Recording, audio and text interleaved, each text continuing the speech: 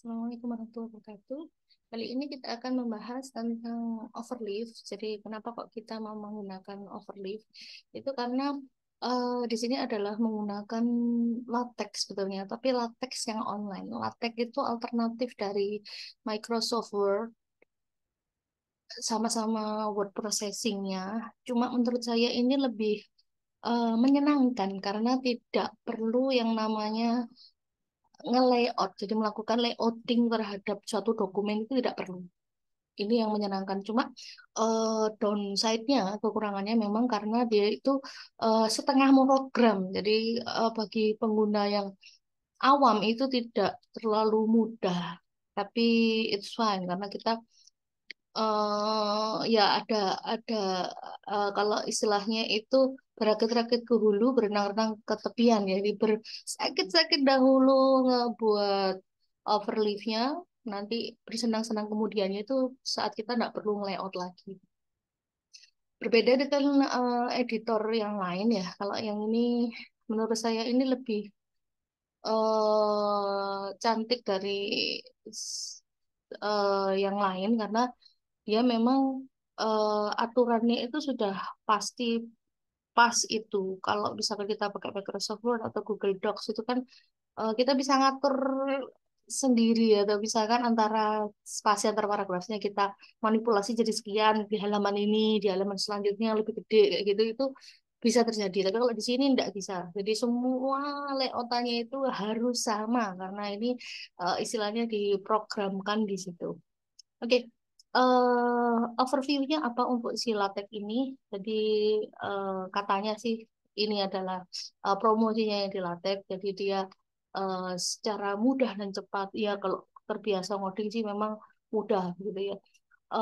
Ini yang powerful jadi equation table dan selanjutnya itu tidak pecah gitu ya kalau di perbesar atau perkecil kalau di software word processor yang lain kan nih dia cenderung bisa pecah kalau kita perbesar gitu.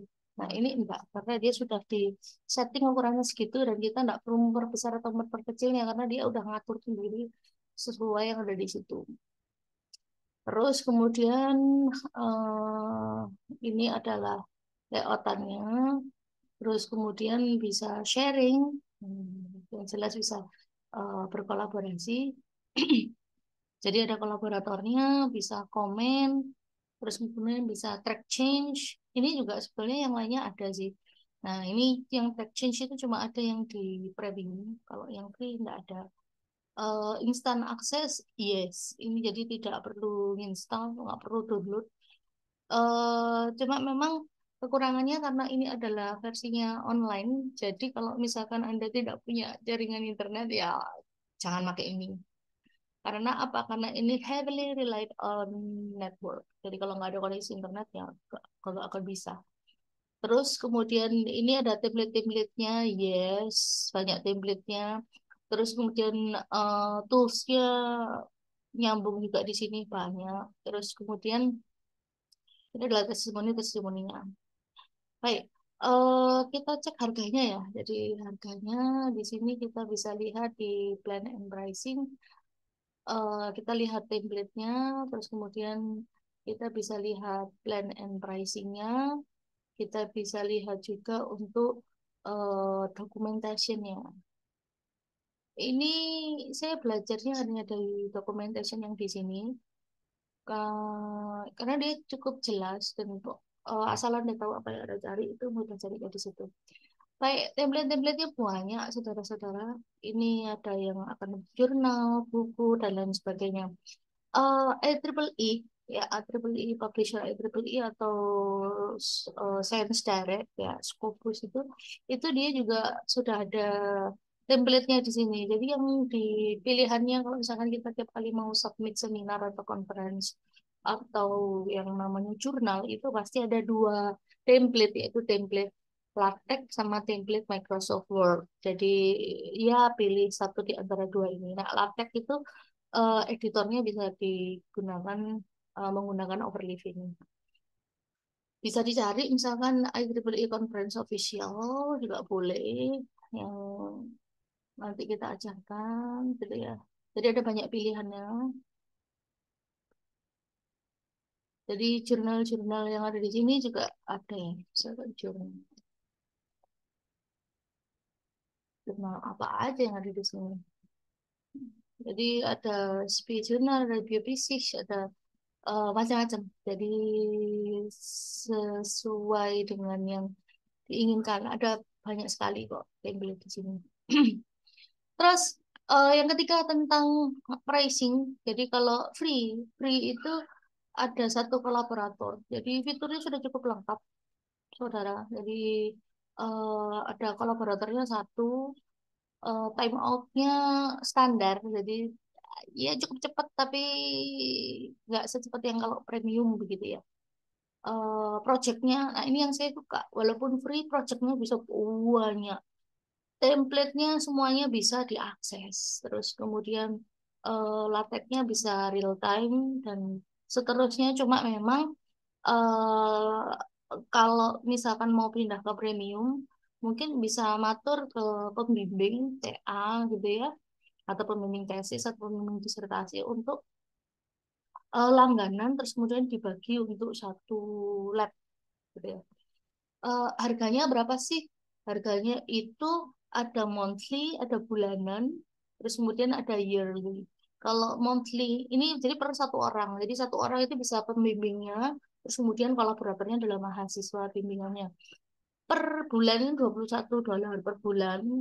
Kayaknya kita nggak perlu sampai eh, profesional begitu ya. Karena paling bimbingannya kan satu semester kan paling 10 gitu ya. Jadi di sini pakai yang ini aja cukup. Kalau mau annual tahunan itu ya nggak mahal. Kalau $200 itu kalau dikali 16.000 kan berapa, 3.200 ya. Tidak, ya kalau nanti yang bayar di departemen buahnya itu ya bisa pakai ini ya, pakai atau pakai student plan. Ini student plan ini